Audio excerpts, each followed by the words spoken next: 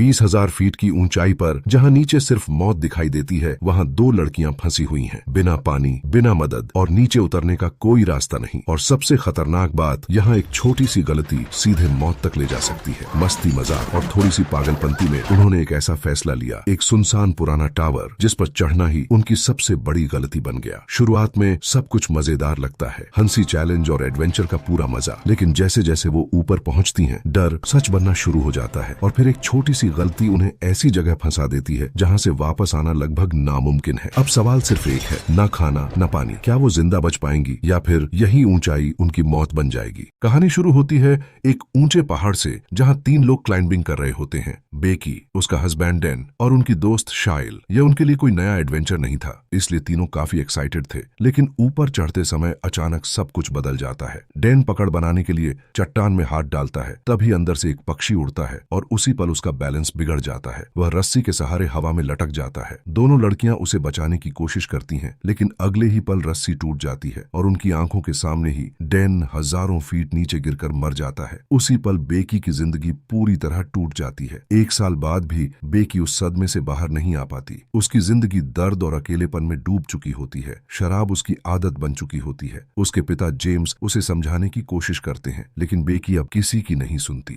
उसी रात वह अपनी जिंदगी खत्म करने का फैसला कर लेती है। तभी उसकी दोस्त शाइल का कॉल आता है, जो उसे इस अंधेरे से बाहर निकालना चाहती है। शाइल उसे एक खतरनाक चैलेंज देती है, एक सुनसान और जंग लगा टावर जिस पर चढ़ना है। शुरुआत में बेकी मना कर देती है, लेकिन शाइल उसे समझाती है कि डर से भागने से कुछ नहीं होगा, उसका सामना करना ही पड़ेगा और शायद यही मौका उसकी जिंदगी बदल सकता है। काफी सोचने के बाद बेकी तैयार हो जाती है और अगले ही दिन दोनों उस सुनसान जगह की तरफ निकल पड़ती हैं। चारों तरफ सूना रेगिस्तान होता है, न कोई इंसान, न कोई आवाज, बस खामोशी और बढ़ता हुआ डर। दूर से ही टावर आसमान को चीरता हुआ दिखाई देता है। वहां पहुंचकर उन्हें एक बंद गेट मिलता है, लेकिन दोनों रुकती नहीं और पैदल आगे बढ़ जाती हैं। रास्ते में मरा हुआ जानवर और उसे खाते गिद्ध साफ बता रहे होते हैं कि यह जगह कितनी खतरनाक है। टावर पूरी तरह जंग लगा होता है, सीढ़ियां हिल रही होती हैं, नट बोल्ट ढीले होते हैं, लेकिन इसके बावजूद भी दोनों चढ़ाई शुरू कर देती हैं। एक आगे एक पीछे, धीरे धीरे वे ऊपर बढ़ती जाती हैं। हर कदम के साथ नीचे की जमीन गायब होती जाती है और हवा तेज होती जाती है। कई बार उनके पैर फिसलते हैं, सीढ़ियां टूटती हैं, लेकिन अब रुकना मुमकिन नहीं होता। आखिरकार बहुत मुश्किलों के बाद वे टावर के टॉप तक पहुंच जाती हैं। उस ऊंचाई पर खड़े होकर उन्हें लगता है कि उन्होंने अपने डर को हरा दिया है। वे हंसती हैं, उस पल को जीती हैं, लेकिन उन्हें बिल्कुल अंदाजा नहीं होता कि असली खतरा अभी बाकी है। जैसे ही वे नीचे उतरने की कोशिश करती हैं, अचानक सीढ़ी टूटकर नीचे गिर जाती है और उसी पल उनकी वापसी का आखिरी रास्ता खत्म हो जाता है। अब वे हजारों फीट की ऊंचाई पर फंसी हुई हैं, बिना पानी, बिना मदद और नीचे उतरने का कोई रास्ता नहीं। और यहीं से शुरू होती है जिंदा रहने की आखिरी लड़ाई।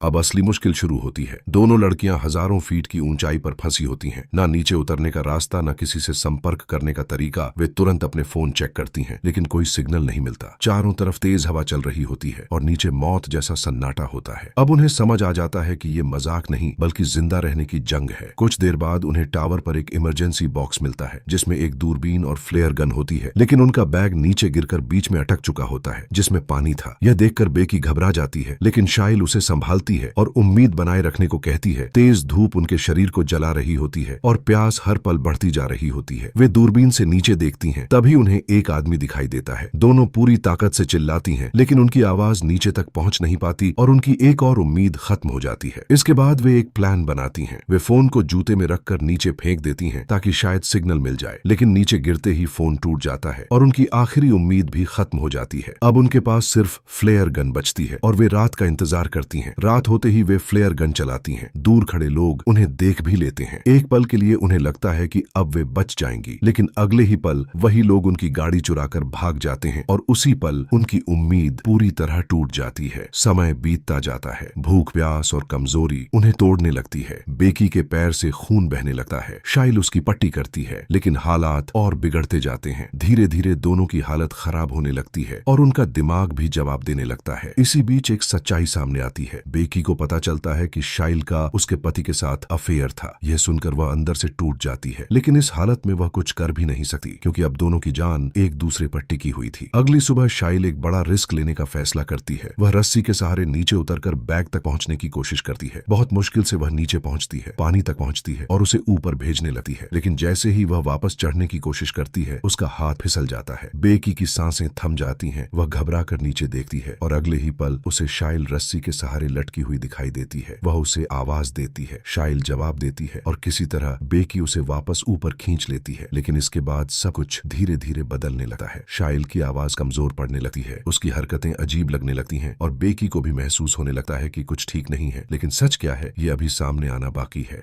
अब बेकी को धीरे धीरे समझ आने लगता है कि कुछ ठीक नहीं है। शाइल उसके सामने होती है, लेकिन उसकी हरकतें अजीब लगने लगती हैं। उसकी आवाज कमजोर पड़ती जा रही होती है और कई बार वह बिना जवाब दिए चुप रह जाती है। लेकिन इस हालत में बेकी के पास सोचने का समय नहीं होता, क्योंकि अब उसका हर पल जिंदा रहने की लड़ाई बन चुका होता है। समय बीतता जाता है, धूप उसके शरीर को जला रही होती है और कमजोरी बढ़ती जा रही होती है। तभी बेकी के दिमाग में एक आइडिया आता है। वह सोचती है कि अगर ड्रोन को चार्ज कर दिया जाए तो शायद उससे मदद भेजी जा सकती है। वह हिम्मत करके टावर के ऊपरी पोल पर चढ़ती है जहां सिग्नल लाइट लगी होती है। वह किसी तरह वहां तक पहुंचती है और ड्रोन को चार्ज करने की कोशिश करती है, लेकिन चार्जर ढीला होता है, इसलिए उसे लगातार पकड़कर रखना पड़ता है। इसी दौरान एक गिद्ध उस पर हमला करने लगता है। वह खुद को संभालने की कोशिश करती है, लेकिन उसी संघर्ष में उसका बैग नीचे गिर जाता है। किसी तरह वह खुद को संभालती है और आखिरकार ड्रोन को चार्ज कर लेती है। फिर नीचे वापस आती है और आखिरी उम्मीद के तौर पर ड्रोन को उड़ाती है ताकि वह पास के होटल तक पहुंच सके। ड्रोन उड़ता हुआ आगे बढ़ता है और बेकी की उम्मीद भी बढ़ने लगती है, लेकिन जैसे ही ड्रोन होटल के पास पहुंचने वाला होता है तभी अचानक एक तेज रफ्तार ट्रक वहां से गुजरता है और ड्रोन उससे टकरा जाता है। एक ही पल में ड्रोन टूट जाता है और उसकी आखिरी उम्मीद भी खत्म हो जाती है। ट्रक ड्राइवर बिना कुछ समझे वहां से निकल जाता है और बेकी सिर्फ बेबस होकर यह सब देखती रह जाती है। इसके बाद हालात और खराब होने लगते हैं। भूख, प्यास और थकान उसे तोड़ने लगती है। तभी एक गिद्ध उसके जख्म पर हमला करता है। पहले वह डर जाती है, लेकिन फिर समझ जाती है कि अब कमजोर पड़ना मतलब मौत है। वह हिम्मत करके उस गिद्ध को पकड़ लेती है और उसे मारकर खा जाती है ताकि उसके शरीर में थोड़ी ताकत वापस आ सके। अब उसके पास एक आखिरी तरीका बचता है। वह सोचती है कि किसी तरह मैसेज नीचे पहुंचाया जाए। वह रस्सी के सहारे नीचे उतरती है और जैसे ही नीचे पहुंचती है उसकी सांस थम जाती है। नीचे शाइल की लाश पड़ी होती है और उसी पल सच्चाई सामने आती है कि शाइल उसी समय मर चुकी थी जब वह नीचे गिरी थी और उस वक्त बेकी ने उसे नहीं बल्कि सिर्फ बैग को ऊपर खींचा था। वह अब तक अपने दिमाग में शाइल को जिंदा देखती रही थी। यह एहसास उसे अंदर से तोड़ देता है कि वह शुरू से ही अकेली थी, लेकिन अब उसके पास रुकने का समय नहीं होता, क्योंकि अगर वह रुकी तो वह मर जाएगी। वह तुरंत अपना फोन निकालती है, एक मैसेज रिकॉर्ड करती है और उसे नीचे भेजने का तरीका ढूंढती है। वह फोन को जूते में रखती है ताकि गिरने पर टूटे नहीं, लेकिन उसे समझ आता है कि इतना काफी नहीं है और फिर वह एक ऐसा फैसला लेती है जो सब कुछ बदल देता है। वह शाइल की लाश के अंदर फोन छुपा देती है और उसे नीचे गिरा देती है। नीचे गिरते ही फोन काम कर जाता है और मैसेज भेज दिया जाता है। कुछ समय बाद नीचे पुलिस पहुंच जाती है। आखिरकार रेस्क्यू टीम उसे देख लेती है और बहुत मुश्किल से उसे नीचे उतार लिया जाता है। जैसे ही वह नीचे पहुंचती है वह अपने पिता को देखती है और उनसे लिपटकर रोने लगती है, क्योंकि उसने सब कुछ खो दिया था लेकिन अपनी जिंदगी वापस पा ली थी। और इसी के साथ यह कहानी खत्म होती है, जहां डर, दर्द और हिम्मत की आखिरी लड़ाई में आखिरकार जिंदगी जीत जाती है।